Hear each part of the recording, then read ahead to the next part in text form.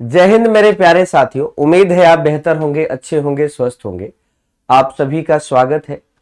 आइए शुरू करते हैं आज के इस सेशन को। दोस्त, अगर हम बात करें आज के इस सेशन में तो हम जिक्र करने वाले हैं प्राइमरी, जूनियर, माध्यमिक, उच्च माध्यमिक के एग्जाम के डेट के बारे में, और साथ में हम ये भी जानने वाले हैं किस वाले भाग में कितने स्टूडेंट भाग ले रहे हैं। तो आइए इसी के बारे में पूरी तरह से चर्चा करते हैं। दोस्तों, शिक्षक नियुक्ति परीक्षा जो है 15 और 16 मार्च को होना निश्चित हुई है। और आइए अगर इस बारे में हम चर्चा करें तो आप जानते हैं कि दो तिथि जो बनी है, एक बनी है 15 मार्च और दूसरी बनी है 16 मार्च। 15 मार्च और 16 मार्च। तो जो 15 मार्च की तिथि है, 15 मार्च की पहली पाली जो है 9:30 बजे से लेकर 12:30 बजे तक, और दूसरी पाली जो है 2:30 बजे से लेकर आपकी 5 बजे तक। तो एक तरह से देखा जाए तो दो पालियों में आपके एग्जाम होने हैं। कितने पालियों में एग्जाम होने हैं? दो पालियों में। कौन कौन से समय पे होने वाले हैं, आइए चर्चा करते हैं। पहली पाली है 9:30 से 12:30। इसमें जो पहली पाली है वो है 9:30 से लेकर 12:30 तक।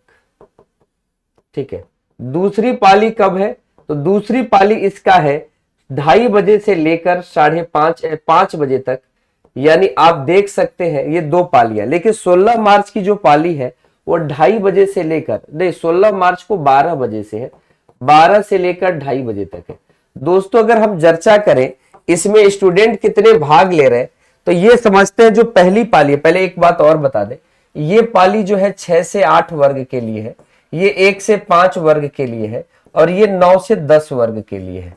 अगर अभी 11-12 यानी उच्च माध्यमिक का डेट नहीं आया है, अगर हम चर्चा करें तीसरे चरण की शिक्षक भर्ती के लिए, तो यहां पर तीसरे चरण की भर्ती में लगभग 87,774 पदों पर नियुक्तियां होनी है। कितने पद है? तो कुल पदों की संख्या जो है 87,774 पद है, और जो अभ्यर्थियों की संख्या है वो 5,81,305 है। सबसे कम स्टूडेंट जो है वो आपके उच्च माध्यमिक में है। जैसे देखिएगा सीटें कितनी है? 22,373 उच्च माध्यमिक में, और 61,986 ही उम्मीदवार है। एक सीट पे 2.5 उम्मीदवार है। अगर माध्यमिक की बात करें तो 16,970 9 से 10 में, और 1,44,000 पोस्ट उसमें अभ्यर्थियों ने अप्लाई किया है। दूसरी बात, मध्य स्तर की बात करें तो 19,645 में फॉर्म भरे गए हैं 2,13,940, और प्राथमिक स्तर की बात करें तो 28,026 पद में 1,60,000 के आसपास अभ्यर्थी हैं। तो एक तरह से देखा जाए आपको देखने को मिलेगा कि सबसे अधिक अभ्यर्थी जो फॉर्म भरे हैं वो मध्य स्तर यानी बीएड वाले 6 से 8 में आया है।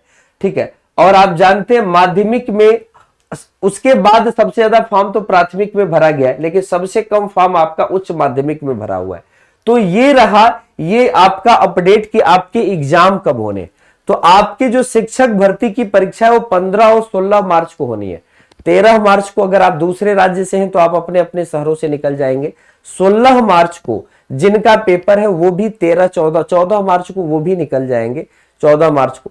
ठीक है। जिनका पेपर है अभी से मॉक पेपर और 5 ऑप्शन वाला ही मॉक टेस्ट दें, सैंपल पेपर दें, जिससे आपका अभ्यास बेहतर हो।